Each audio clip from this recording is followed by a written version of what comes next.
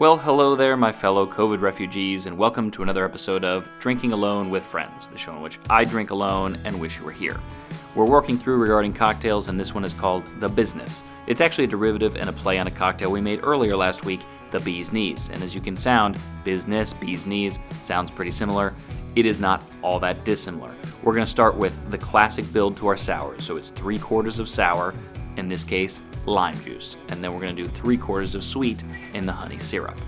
It's going to be a little over half of a lime in this case. And I'm going to start trying to taste the lime and the citrus juice as well to get a sense for how sweet versus bitter it is and titrate very subtly the amount that we have. This one's a little bitter, and I'm going to just slightly short pour this and see how we do. We're trying to really optimize simple recipes to near perfection. So almost all that's coming out, and I hope we're getting just under 3/4.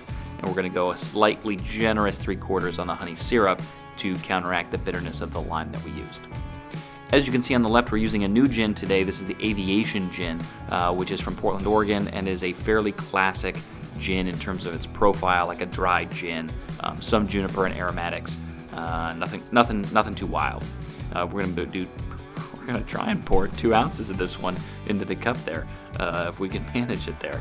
So it's gonna be 2 ounces of gin and then 3/4 of each, the classic sour build.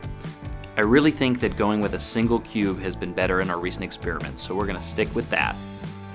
We're gonna shake that, and we're gonna shake it a little longer and a little bit harder than we've been shaking our cocktails in the past, and see whether or not we get the same wash line, which is essentially the way in which the drink fits into the glass. So what line on the glass does it come up to? That's the wash line, and that's one thing we're looking for.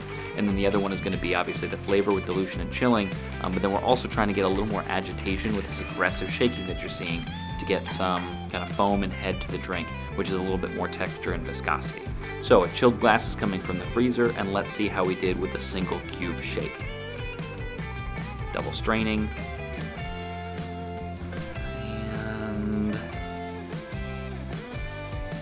This is, again, a 3.5 ounce recipe. We're getting, I think, about the same, maybe a slightly lower wash line, but look in the shaker, I'm not getting all those ice chips and definitely getting more of the frothy foam on top. And that is excellent. Well, cheers to you, friends. I miss you all dearly.